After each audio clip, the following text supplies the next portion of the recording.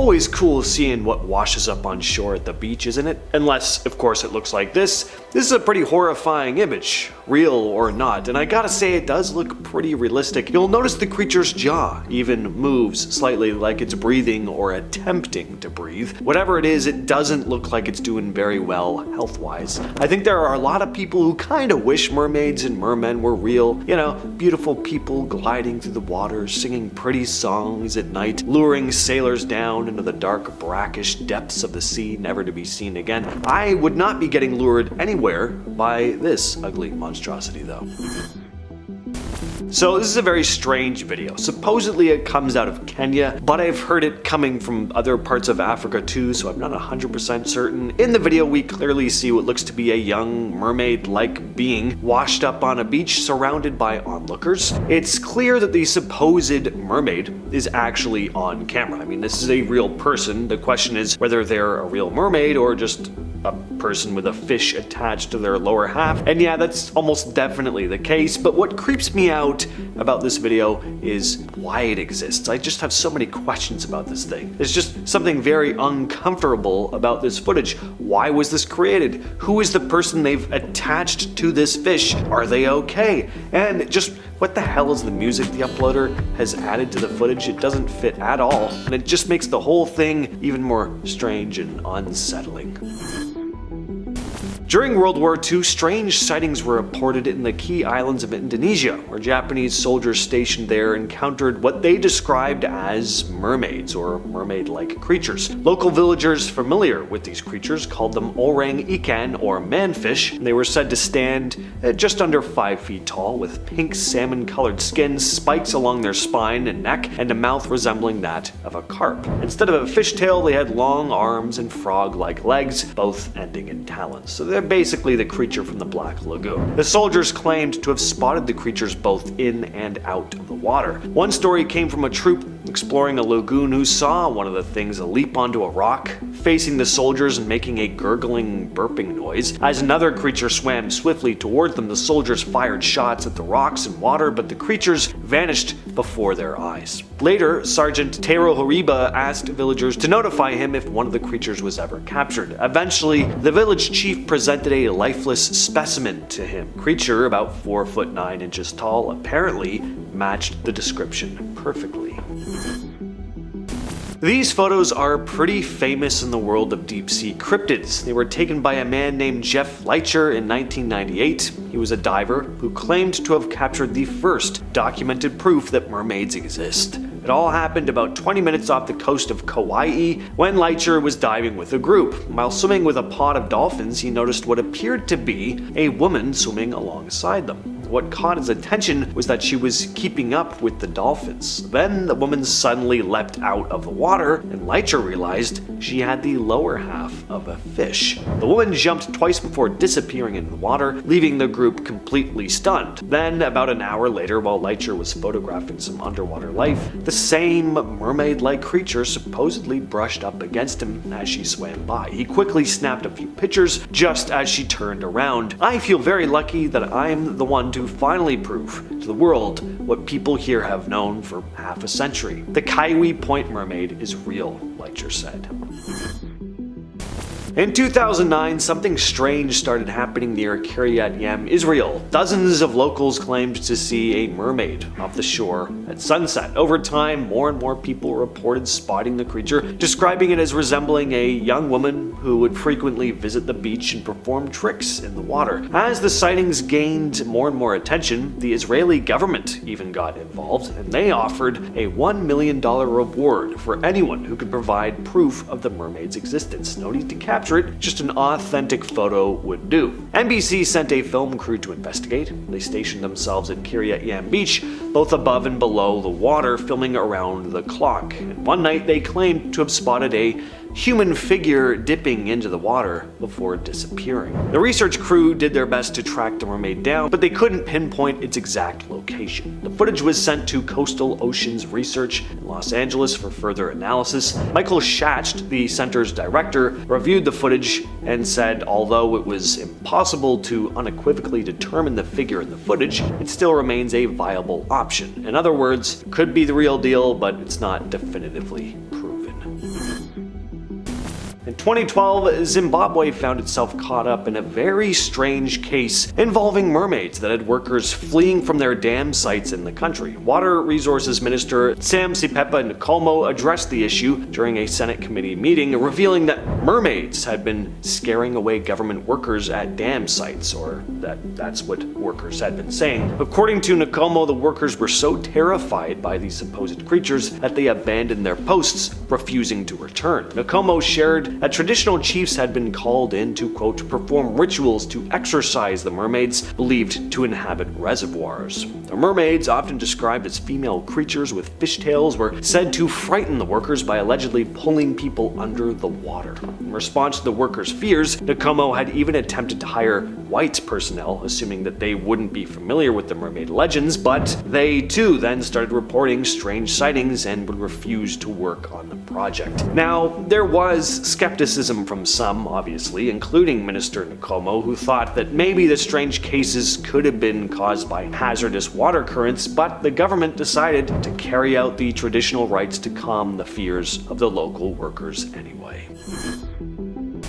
This footage comes from Marginal Media on YouTube, who explained that he'd captured the footage while diving in the Great Barrier Reef. He'd been testing out an underwater camera when he spotted the creature, only he didn't realize what he'd filmed until later when reviewing the footage on his laptop. At the time, he'd been too busy futzing with the camera, but felt something coming from behind him. He managed to shoot it, but at the time, while underwater with, low visibility like this, he figured what he'd seen was just a normal fish. Now, he was adamant that what he'd filmed was not from a movie or anything like that, and that he hadn't filmed it in a controlled environment like a swimming pool. He says it's 100% genuine, so believe him or not.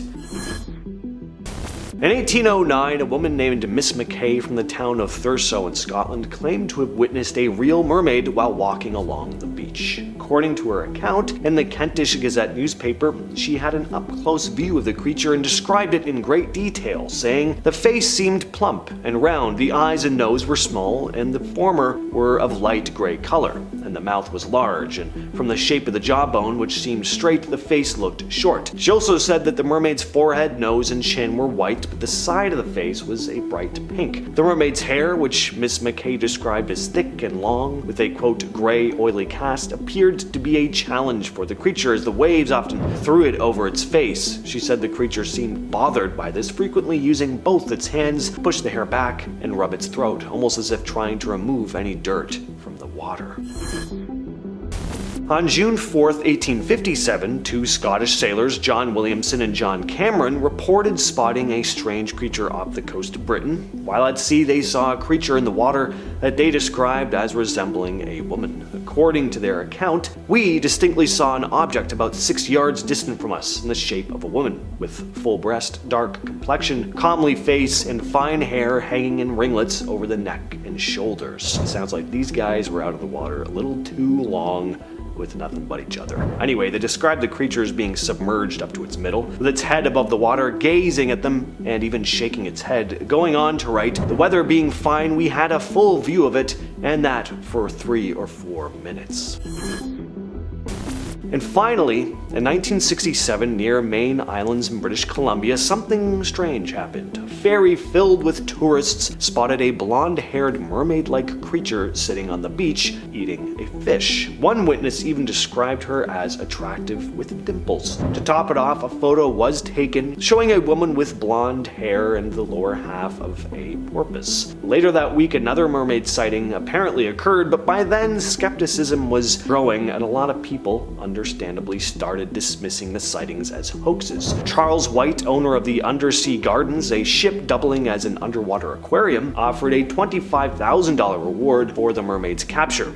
He even promised room and board, plus special combs for the mermaid's comfort, so quite an odd offer, but he was desperate to prove that she was real. Unfortunately, after a few weeks, the story lost steam and the mermaid sightings faded into local legend. But I'm not gonna lie, this is impressive, fake or not. The everyday person is not able to lift a 30 to 50 pound pine tree like that and swing it over its head, unless someone was purposely training in the gym like that with a barbell, which is roughly the same weight. But this thing picks it up like it's a baseball bat, swings it up and brings it down hard on another stack of branches. I was watching this video and was feeling a little anxious myself. When it looks at the camera, that's where it kind of loses me, because it looks a little too human-like, but has one of the most intense stares I've ever seen, as it locks eyes with us down the barrel of the camera. I couldn't tell you why he's ripping up the forest like this. You know, maybe he's building a little nest to attract some pretty female Bigfoot tests. Even at the end, this guy's height is quite huge, and he's standing next to pine trees. I'm not good at measuring by eye, so I'm gonna leave y'all to figure that one out. Overall, very entertaining video, despite it possibly being fake, because I was impressed by the raw strength. Ain't nothing like the comfort of driving in the middle of the night on a road that's covered in snow, making it even more difficult to even attempt at trying to drive away if something came after you. Thankfully, nothing does for these guys, who apparently spotted a Yeti, which is a part of the same family as a Bigfoot, fun fact, in Russia. This was all caught on camera with their dash cam, and on their drive, spotted, at least what it appears to me, a man ran and jumped over a snowbank, crossed the road, and into the darkness whence it came. This one doesn't appear as tall as the one in the first video, and it looks to be around my height. Maybe a younger Yeti? If my height is considered to be an average height of a baby Yeti, I'm going to scream. I think it's clear though that this wasn't CGI at least, because as they get closer to where they spotted the monster, we even get to see the footprints it left behind. At first, it looks like they didn't even realize the footprints were there until they stopped the car and reversed themselves to get a better look. Personally, that's an interesting little thing to have, because the majority of fake videos would either end at the sighting, but adding in such a natural human gesture like that of taking a double take of the footprints just seemed really intriguing to me. It just feels right to include more of the Yeti Bigfoot in these videos due to it being December and around Christmas time. The clip is pretty straightforward. We see what appears to be a white speck make its way across the side of a cliff at a pretty decent speed, and not the usual tempo that people struggle with while their feet are being absolutely vacuumed by the frozen water beneath them. The creators of this video also included some interesting footage of the supposed footprints around the area where it was seen. But this is where it loses me, because when they zoom in on the prints, sure, they look pretty cool at first, but footprints don't usually appear like they're walking on a tightrope. You gotta stagger them, not make them completely straight. I will give you props though, because I'm finding it difficult to how you would have managed to pull it off without leaving any prints yourself. Drone mayhaps? Another beefy boy, but this time he's got some red coloring unlike the usual black majority of us are used to. This video was uploaded to the channel Sasquatch Confessions, so I think the original filmer was left anonymous. From how I'm seeing it, the guy filming happened to find the Sasquatch on a trail path and had originally mistaken it for a bear until it got up and walked away. It seemed to know he was there. I mean, yeah, you're in an open area and you're pointing a camera directly at him, I would notice you too. And then this alleged beast gets up to leave. He is quite the size. Tall? Not so much, but wide?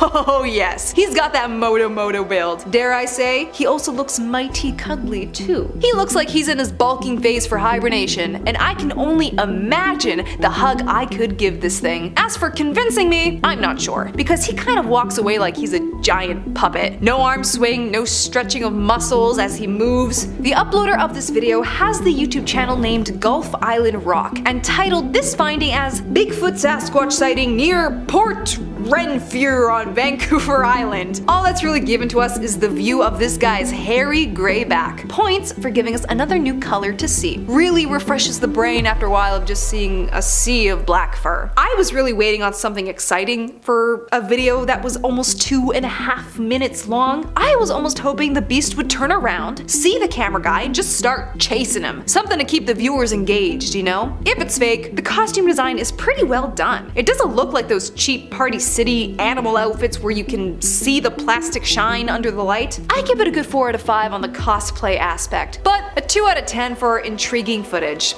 No offense. I'm not the one to judge Bigfoot and what he consumes, but drinking water out of the swamp? You must have a gut of steel to be able to stomach that. All its dangerous organisms and probably leeches that live in there. It seems like this person was on a canoe or something trying to get this shot, because why would you dare walk bare in it? And manage to catch an alleged Bigfoot taking a sip of the yummy swamp water, and then ends up getting a little too silly and starts splashing around in the water. He's just a silly little creepy guy. If this is also some wild animal though, the person who filmed this should be considered lucky that it didn't start charging its way over. This one also seems much smaller than the other Bigfoots we've seen, because I'm always expecting a guy who's at least 10 feet with their feet bigger than my head. This is more like a medium foot from my scientific perspective. What is the sudden wave of these babyfoots? We want to see big boys towering over us, whacking pine trees around like the first video. I want to be so scared that I never want to step foot into the woods again. Speaking of, these guys seem to have stumbled upon an itty bitty Sasquatch on a hike somewhere in the Provo Canyon. It doesn't seem to notice them until closer to the end of the video, where the alleged creature stands up and terrifies our crew of hikers. Yes, shaking running camera footage never fails to make the adrenaline rise. Works in every found footage horror movie. But come on guys, this thing doesn't even look that big. It doesn't even have the same muscle mass as the other monsters in this video. I'm not convinced, and I'm disappointed. Show me the big back boys. Here we go, some more big backs. But sadly, this clip is so short, I am unable to fully be immersed in this experience with the uploader. I will give props though that the atmosphere set up for this footage is perfect. We got the fog, we got the cloudy sky that's making it look darker, and we got the snow that reminds us about all the absolute decay that surrounds us. Perfect Yeti footage. This guy looks like a giant snowball because of his round shape and white fur. Another Bigfoot to add onto my list for cuddling. For once, I gotta say I wish this video was a bit more clear. You did a bit too much on the scuff for this one. I can't even make out what the creature is doing to even describe it to y'all. Is it bent over? Is it making snowballs to hurl at you? But I will say, get the heck out of the open area.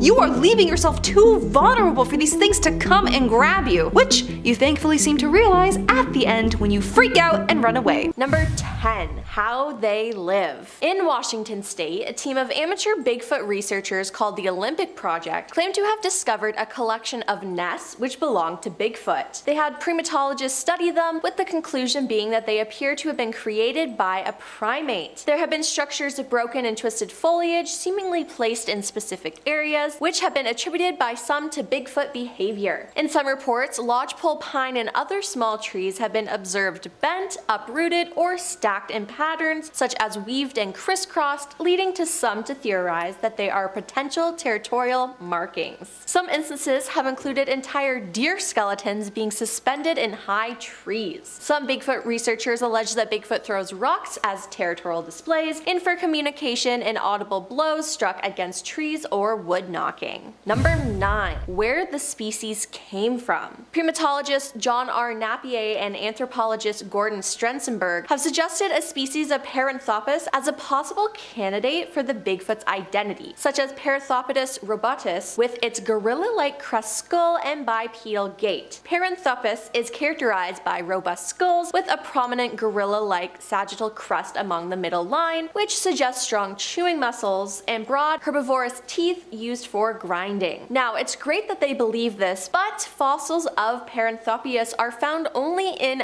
Africa, so it wouldn't really explain Bigfoot being in North America, but maybe it's something similar. Number 8. Research. Doing scientific research, Steve Moon, who has 3 MFAs and a master's in anthropology, has studied Bigfoot for the past 10 years, and he claims to have had at least 12 sightings. If you want credibility to build these theories, if you want to test, you want to actually discover things, then you've got to follow that method, he said. His ultimate goal is to prove Bigfoot's existence so the species may be appreciated and preserved. We all know that he exists, but now we need to find a way for science to accept the data, he said. While on a trail in the forest, Steve mimicked a Bigfoot's howl and he could hear a response. It was recorded and the recorder picked up a faint animal-like sound after his howl. Though it is almost inaudible, there is something there. Steve said, "I may have gotten a response. It's 2 seconds after my call ends. It's descending, followed by a percussive ascending note. If I were going to interpret this possible response, it sounds like a Sasquatch was offended by my call." Number 7. It's not just one species. Now, all around the world, people tell of mysterious beasts that are part human, part ape, typically large, hairy creatures that walk on 2 legs, but always seem to stay just out of sight. There isn't just a Bigfoot in North America, but there are other beasts as well. A yowie is found in Australia, particularly in the eastern part of the continent. There have been over 3,000 distinct yowie sightings that have been reported in the Blue Mountain area of west of Sydney. There's the Yeti, which is located in the Himalayas, which is also called the abominable snowman. The orang penyek is located in central Sumatra, Indonesia. Orang penyek means a short person in Indonesian, which makes sense because it has a short stature and a human-like face. Local folklore says that these creatures walk with back-pointing feet to confuse anyone trying to track them. And finally, a chemosit is located in east central Kenyan forests. Some witnesses say that the chemosit looks like a hyena or bear and call it a Nandi bear after the Kenyan tribe that lives in its reported range. The Nandi people, however, consider the creature to be an enormous, ferocious primate that enjoys eating the brains of its victims. If there are so many creatures like this around the world, they have to exist then,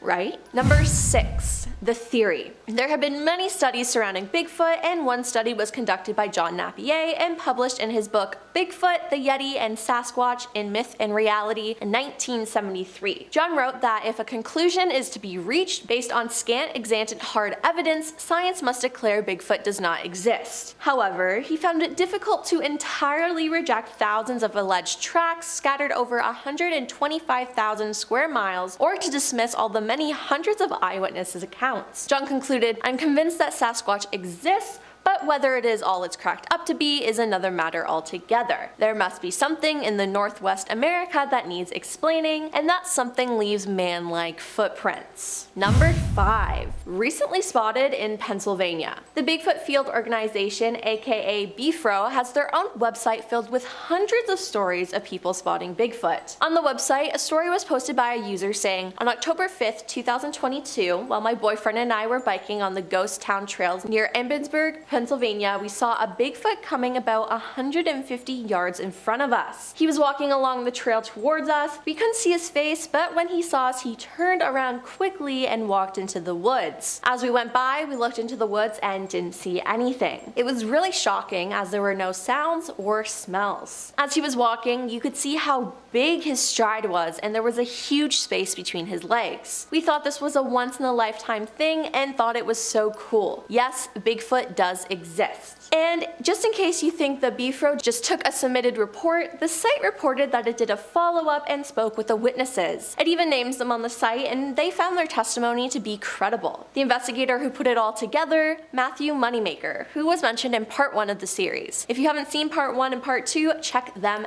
out. Number 4. 3 photos of Bigfoot. A keen hunter once claimed to encounter Bigfoot and unveiled shocking photo proof to the world after setting up cameras outside his house. Craig Salk really loved hunting with his wife, and to increase the odds of their hunting success, Craig set up a number of trail cameras on his land. In 2012, one of his cameras snapped a mysterious figure that didn't appear to be animal or human. Luckily, Craig was a big fan of the show Finding Bigfoot on Animal Planet, and he knew exactly what he had to do. He reached out to the TV channel and showed the producers the image captured on his cameras. Animal Planet was massively impressed by the fact that Craig had managed to get 3 snaps of the mysterious creature and filmed an episode with him. After the episode aired, Craig was suddenly a star, and he was flooded with phone calls and visits from Americans who wanted to share their own bizarre paranormal experiences. Craig and his wife soon opened their land to the world to let anyone come out and examine the spot where Bigfoot was seen, take a look at the pictures, and judge for themselves. Number 3. First sighting ever. David Thompson was a surveyor and trader who worked for for the Hudson's Bay Company and the Northwest Company. He was considered one of North America's great pathfinders and surveyors as he traveled through Western North America between 1785 and 1812. Once he saw Bigfoot and wrote in his journal of his finding while in Alberta, Canada. He wrote, January 7th, 1811. Continuing on our journey in the afternoon, we came on the track of a large animal. The snow about 6 inches deep on the ice. I measured it, 4 large toes, each 4 inches in length, to each a short claw. The ball of the foot sunk 3 inches lower than the toes. The hinder part of the foot didn't mark well, the length 14 inches by 8 inches in breadth, walking from north to south, and having passed about 6 hours. As the snow was about 6 inches in depth, the track was well defined, and we could see it for a full 100 yards from us. This animal was proceeding north to south. We did not attempt to follow it, we had no time for it, and the hunters, eager as they are to follow and shoot every animal, made no attempt to follow this beast, for what could the balls of our fowling guns do against such an animal? Number 2. The Battle of Ape Canyon. The most successful launching pad for the public's obsession with Bigfoot is a battle that supposedly took place in a narrow gorge on the east flank of Mount St. Helens. The gorge is now called Ape Canyon. That's where, in the summer of 1924, a group of gold prospectors stumbled out of the woods shaking and glassy-eyed to tell of a 7-foot-tall ape-like animals attacking them with boulders. Fred Beck and 4 others described coming upon gorilla men near where they had built a small cabin. They saw 4 of the giant animals moving through the forest with erect, human-like strides. They were covered with long black hair, their ears were about 4 inches long and stuck straight up. They had 4 toes, short and stubby. The witnesses estimated each animal weighed around 400 pounds. Taken aback at the sight of the huge beasts, Fred fired his rifle at one of the creatures and struck 3 times, resulting in the wounded animal toppling off a cliff. This would be a mistake though, as that night the men were awakened when huge stones began hitting against their cabin. Then they heard and felt giant bodies slamming against the walls and door. The 8 men were seeking revenge and eventually tore a hole in the roof, allowing them to target Fred. Many of the rocks fell through the hole in the roof, and 2 of the rocks struck Fred, one of them rendering him unconscious for nearly 2 hours. Then, when the sun began to come up, the animals broke off their attack and slipped away. The men then poked their heads out the door, and when they decided the coast was clear, they ran out of the woods. And coming in at number 1, Bigfoot kidnapping. In 1924, Albert Ostman, a lumberjack and woodsman, went on vacation in the woods. Albert had heard stories about the man-beast who supposedly roamed these woods but refused to believe them. Then everything changed. One night when he was asleep, a Sasquatch picked him up and carried him off while he was in his sleeping bag. He was carried in a sleeping bag across the country for 3 hours by the Sasquatch. The Sasquatch then dropped Albert down on a plateau, and standing around him was a family of 4 of the creatures, 2 adults and 2 children. Albert claims he was kept captive by them for 6 days. One of the Bigfoots was reported as being 8 feet tall. Now, Albert had a gun, but he decided not to use it as they had done him no harm. He stayed with the Bigfoot family, stating he ate sweet-tasting grass that they gave him, and the female Sasquatch washed and stacked leaves. He escaped by making the large male Sasquatch groggy by feeding him some snuff. Albert did not tell his story for more than 24 years after it happened, in fear of being thought of as crazy. But as more Sasquatch stories appeared in the press, Albert decided to tell his story.